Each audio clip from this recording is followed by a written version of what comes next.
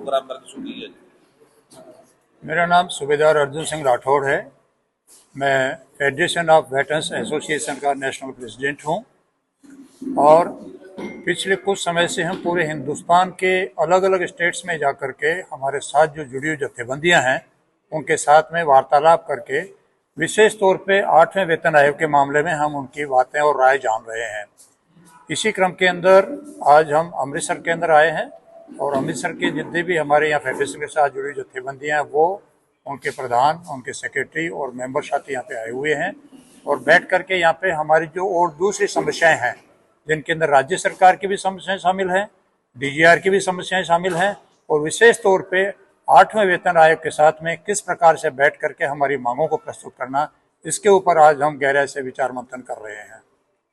जिस तरह ਅਸੀਂ ਵੇਖ ਰਹੇ ਹਾਂ ਕਿ ਤੁਹਾਡੇ ਕੁਝ ਜਥੇਬੰਦੀਆਂ ਵੱਲੋਂ ਇਤਰਾਜ਼ ਪ੍ਰਗਟ ਕੀਤੇ ਜਾ ਰਹੇ ਨੇ ਕਿ ਜਿਹੜੀ ਤੁਹਾਡੀ ਜਥੇਬੰਦੀਆਂ ਨੇ ਕਿ ਜਿਹੜੇ ਆਪਣੇ ਇਹਨਾਂ ਦੇ ਤੁਹਾਡੇ ਸਾਬਕਾ ਮਿਲਟਰੀ ਆਫੀਸਰ ਨੇ ਇਹਨਾਂ ਦੀਆਂ ਮੰਗਾਂ ਸਹੀ ਤਰੀਕੇ ਨਾਲ ਸਹੀ ਜਗ੍ਹਾ ਤੇ ਨਹੀਂ ਚੁੱਕੀਆਂ ਜਾ ਰਹੀਆਂ।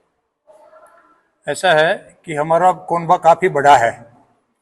आज थ्रू आउट इंडिया के अंदर 165 एसोसिएशंस फेडरेशन के साथ में काम कर रही हैं। सही बात है, जो यहाँ की लोकल जत्थेबंदियां हैं उन्होंने कुछ एक सवाल उठाए हैं, वो सारे ही सवाल वाजिब है। मैं उनका तहे दिल से समर्थन करता हूँ, सम्मान करता हूँ और फेडरेशन का प्रेसिडेंट होने के नाते मैं उन सभी को ये भी यकीन दिलाता हूँ कि हम यहाँ तक आज पहुँचने में थोड़ा डिले जरूर हुए हैं, लेट हुए हैं, लेकिन उससे कुछ एक टेक्निकल कारण थे, वो भी मैं इनके साथ में बैठ करके गिले शिकवे दूर करूँगा और ओपनली, टोटली ही ट्रांसपेरेंट तरीके से फेडरेशन ऑफ वेटरन्स एसोसिएशन काम कर रहा है और इनके जितने भी पॉइंट आज आए हैं उनको सबको कंसोलिडेट करके जो भी कंसर्न अथॉरिटी है उस तक पहुंचाएंगे। विशेष तौर के ऊपर 8वें वेतन आयोग के सामने जो हमारी मुख्य मांगे हैं, पे, पेंशन, डिसेबिलिटी, एमएसपी और दूसरे जो भी मुद्दे हैं उनको हम जोर शोर के साथ में उठाएंगे और कोशिश करेंगे कि उनका ज़्यादा से ज़्यादा समाधान हो सके। तो अग्निवीर नाम लेकर फौज में लड़कों को भर्ती किया जा रहा है, क्या ये सही है सरकार के लिए? ये बिल्कुल गलत है। अग्निवीर स्कीम जो आई है ये हिंदुस्तान की आज़ादी के बाद में पता नहीं कौन से जनरल साहब और मंत्रीज का ये दिमाग काम किया है। उसके पीछे ना तो कोई उन्होंने आज तक कोई जस्टिफाई, कोई लॉजिक दिया, न उसके लिए आम पब्लिक के अंदर उसके साथ में डिस्कस हुआ और उसके बाद में जब ये लागू हुआ तो डेफिनेटली हमारे ही बच्चे जाने हैं वो अग्निवीर के अंदर, वो बुरी तरीके से वहाँ से सफ़र करके निकलेंगे। उनकी लाइफ को वही हज़ार्ड है जो लोकल एक फौजी को हुआ करता है, कहीं पे भी मोर्चे में पीछे नहीं है। सबसे गंदी चीज़ इसके अंदर ये हुआ, एक तो उनका कार्यकाल जो है सिर्फ 4 साल का रखा गया। दूसरी बात, उससे भी गिरी हुई बात सरकार की मैं ये कहना चाहूँगा कि अगर एक अग्निवीर शहीद हो जाता है तो उसको वो पैकेज भी देने के लिए सरकारें तैयार नहीं है जो एक नियमित सैनिक को मिलती है, जबकि उसका भी सेक्रीफाइस के अंदर कोई आप बराबरी के मामले में उसको नीचे नहीं आंक सकते हैं। वो भी बराबर सीना तान करके देश के खातिर गोली खा रहा है, शहीद हो रहा है और सबसे बड़ी शर्म का बात तो है कि उसको शहीद का दर्जा देने से भी सरकारें कतरा रही हैं। तो न केवल फेडरेशन ऑफ वेटरन्स एसोसिएशन बल्कि और भी जितने भी एसोसिएशन काम कर रहे हैं उनसे भी हमारा इंटरेक्शन होता रहता है और जो सीनियर ऑफिसर्स हैं, जो हमारे एक नीति निर्माता अभी तक बने हुए थे, उनसे थोड़ा त्रस्त होकर के हम लोगों ने फेडरेशन और हमारे दूसरे जत्थेबंदियां खड़ी करी है, उनसे भी बात करते हैं तो वो भी खुले मन से बोलते हैं कि अग्निवीर स्कीम सरकार का बहुत ही गलत निर्णय है और इसको बदली किया जाना चाहिए। एक आपकी योजना स्कीम चल रही है, आप सभी इकट्ठे हो रहे हैं कि हमने दिल्ली में धरना लगाना, उसका कारण क्या है? भैया देखिए, वो तो साहब मांगे बहुत सारी हैं हमारी, पहले भी हमने धरना लगाया था। ये 2023 से ही जो है धरना शुरू हो गया था हमारा, काफी लंबे पीरियड तक चला और जिसके अंदर सबसे बड़ा योगदान हमारे पंजाब के सैनिक भाइयों का रहा था, क्योंकि जब भी कभी भी कॉल दिया या 23 जुलाई को जैसे हमारे एक बहुत बड़ा वहाँ पे रैली था जिसके अंदर 40-50 हज़ार पूर्व सैनिक पहुंचे थे, वो एक रिकॉर्ड है। आज तक इतने पूर्व सैनिक अपनी मांगों लेके वहाँ इकट्ठे नहीं हुए थे। कोई प्रोग्राम लिखा है कि कब धरना देंगे आप?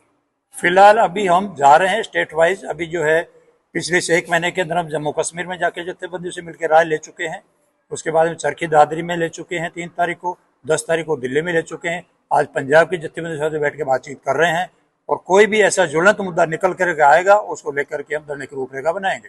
जो सेवा सैनिक है, जो उनको लाभ उनको फौज की तरफ से मिलना चाहिए, मान सम्मान, तो अभी मिल रहा है कि नहीं? नहीं साहब, पहले वाले टाइम में राज्यों में बहुत ज़्यादा गिरावट आई है। पहले एक सैनिक सड़क के ऊपर से निकलता था या किसी सरकारी दफ्तर में जाता था बड़े सम्मान के साथ में उसको अटेंड किया जाता, तो उसकी समस्या को सुनी जाती थी। लेकिन आज तो हालत इतनी बदतर हो गई है कि उसको सम्मान देना तो दूर की बात है, बल्कि अपमान जगह जगह पे किए जा रहे हैं। अभी अभी आपने सुना होगा, हमारी डिस्कस चल रही है, टोल प्लाजाओं के ऊपर आए दिन बदतमीजी की जाती है, जो उस सैनिक के साथ या पूर्व सैनिक के साथ में ये बेइंतहा नहीं है। ये भारत सरकार के लिए एक बहुत बड़ा शर्म का बात है कि उनका प्रशासन इतनी स्तर तक गिर चुका है। जो पहले कांग्रेस की सरकार थी, जो कोई फौजी जवान शहीद होता था उनको मान सम्मान मिलता था, क्या अब भी मिलता है? वही मान सम्मान मिलता है कि अब भी उसमें गिरावट कर दिया? ये तो देखिए, पार्टियां आएंगी जाएंगी, हम किसी पार्टी के साथ में नहीं है, किसी के खिलाफ में नहीं है, लेकिन फर्क जरूर पड़ा है।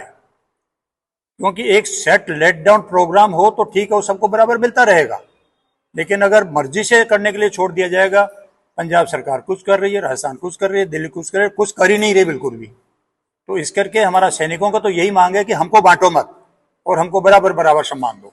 अच्छा, एक बात और आप लास्ट में, जैसे आपकी जथेबंदी है, आप इसी बहाने में सभी दूर दूर से आए हैं, मिलते हैं, आपको कैसा लगता है? बहुत अच्छा लगता है, और शायद आपको हिंदुस्तान के अंदर ही नहीं, वर्ल्ड के अंदर इस प्रकार की आपस के अंदर भाईचारा, प्रेम भाव कहीं पे भी देखने को नहीं मिलेगा।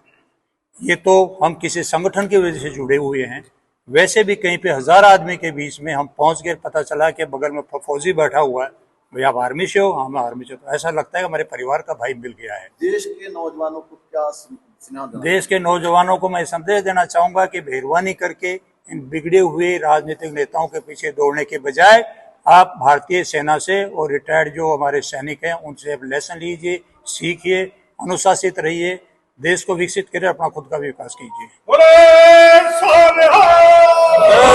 श्री अकाल। सैनिक एकता।